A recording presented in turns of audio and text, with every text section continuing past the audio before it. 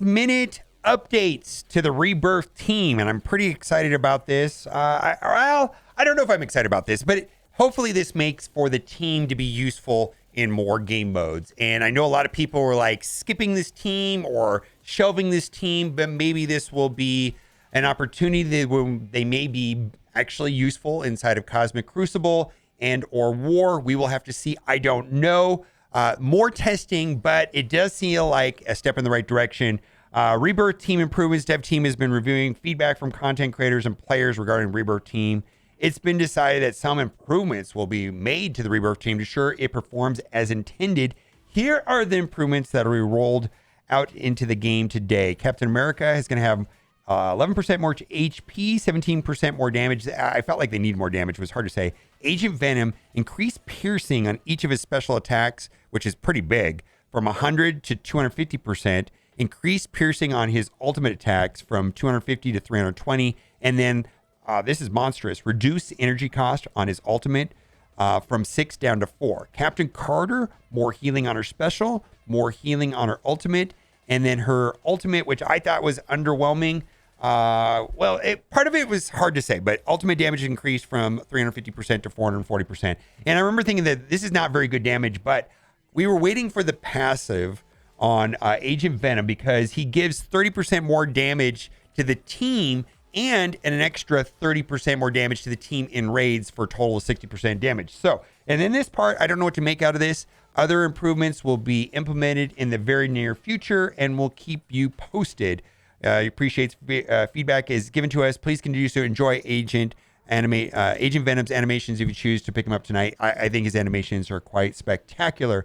Also, something I had been complaining about in the past, and is that Red Hulk special clears barrier, does damage, and then got rid of the revive once. And so for me, this was creating problems where let's say you stun Spider Weaver. She's got the revive once from Dormammu. You go in and you kill her with the first hit, and then she revives. And so I was complaining a lot about the order of operations. Why can't the clear revive happen before the damage?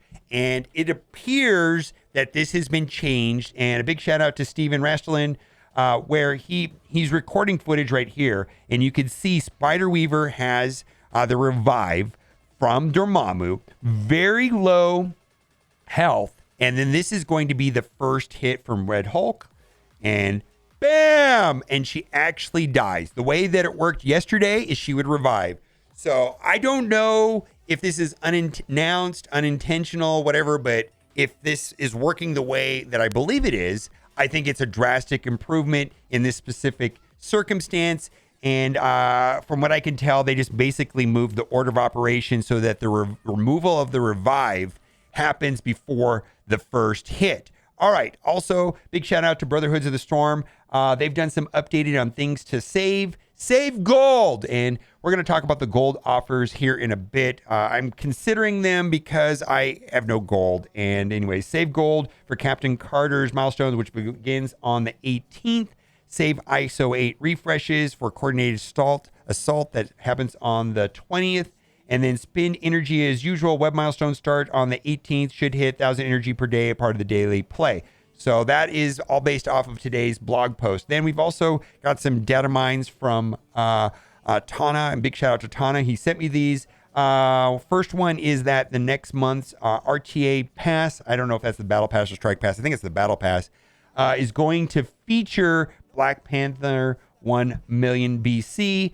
And then also, this is just kind of interesting. This is I wanted to read this because I was thinking about everybody now having a 7 yellow star Spider Weaver, and how much more annoying she's going to be inside of War, and maybe in Cosmic Crucible rather. And then how much, is this team going to be a sufficient counter to them? Team Masters of Evil, and we only know 2 of the members. It's gonna be Ultron and Titania, which is gonna be this patch, and then 3 unannounced characters. Master of Evil, Cosmic Crucible strength, health and focus specialty, hard-hitting abilities, and manipulating her own speed bar for frequent attacks. Ability highlights heal self and gains speed bar whenever she gains positive effects. Cosmic Crucible bonuses, unavoidable and unblockable right there. Ultimate ability implies ability block, heal block, and disrupted in Cosmic Crucible. We're going to have to see how that plays out. Another data mine right here. This one right here is for Agent Venom shards and Super Patriot progress. And I just wanted to point out down here, earn Blitz credits. So that is something that we're going to have to look into possibly saving some of the rewards when we get closer to that event. What is happening with the Strike Pass? Basically, last month there was 2 Strike Passes so that you could finish it in a 2-week period, and it looks like they aired out and made this one finishable in 2 weeks, but the event is actually a month long. And so this is Quesh. Probably not considering Strike Passes, says 18 days to go. The 75 per level is probably an error, but no complaints here about it. Yeah, it looks like it's an error in the player's favor, and you're going to be able to finish the event faster. Inbox rewards should be auto-collected after 7 days. Yes. The problem with it right now is that, for me, I wait for it to say 1 day and I just collect it because I don't want to accidentally not collect it and have it. Right now, they just disappear forever, and that's kind of a mess, and this would be an improvement. Ideally, having a game where we don't have to hoard inbox as optimal gameplay to min-max the game would be preferred, but if they're going to insist on creating events where hoarding our mail is optimal gameplay, then I think this is a good thing. And at a minimum, they should get rid of the claim all button because that has created a mess. War Scourge, no 10, 510. Anybody using Ravagers here? I know Heroes Gunners are optimal. That's right. Thor's passive pretty much carries the War Scourge nodes 5 through 10. But I'm using Ravager, Minion, and Death Scourge now, and I didn't have Heroes like Guardian Ball, rather try and kill 2 birds with 1 stone. Yeah, I don't know if anyone's been doing this, but I thought this was interesting. You can use the Fortifier Scourge. I forget what it's called. Try Yondu as Fortifier when he uses his ult. You get a ton of buffs and spread it to adjacent allies. I mean, that's a good suggestion, but I used Heroes Guardians. And then something that we all suspect and talk about is that from day to day, they have very different results. Like, for example, 3.5, the second node of skill is... one day I walk through it, and then today I get wiped out. You know, the variance in the RNG, and it just feels like some days it's harder than others. And I believe that they weren't buffed. In general, I just think that some days are a lot harder than others. Then also, something that I think would be a good thing to happen is the raid scheduling quality of life feature. I think this is fantastic. I know my alliance leader would appreciate this. Add an optional setting to launch raids at X time if you have the keys. Otherwise, hold off to the next day at the same time. I think this would be an amazing feature for Alliance, so they don't have to, Alliance captains, Alliance leaders, so they don't have to be on exactly at the time. Like our raids typically launch at noon my time, and so somebody has to log in and launch the raids and then ping a Discord announcement. It'd be just nice if it was clockwork.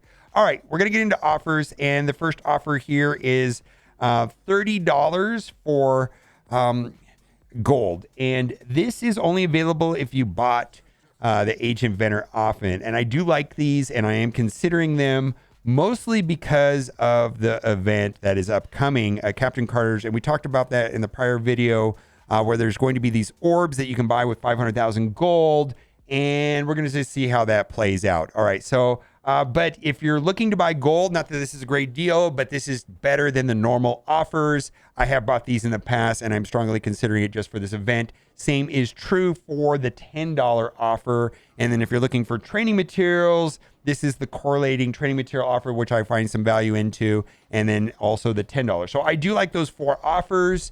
It's not necessarily cheap, but if you're looking to purchase extra gold and extra training materials, me particularly for this upcoming event, I'm pretty sure I'm gonna break down and buy this. It is what it is. All right, and then right here, just want to say this is trash. I think most people have an abundance of raid currency, so I don't know. I know this is for the event, but I was just looking at this from a core point of view. I was expecting to get over 4,000 cores.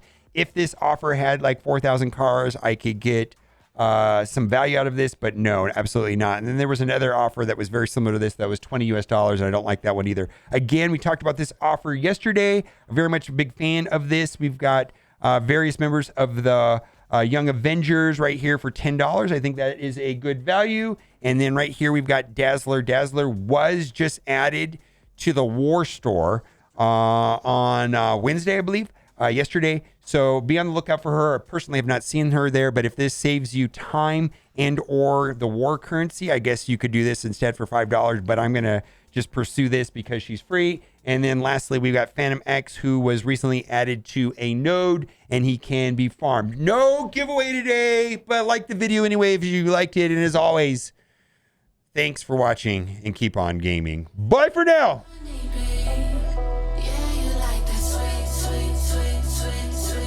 4,000 cores, not cars.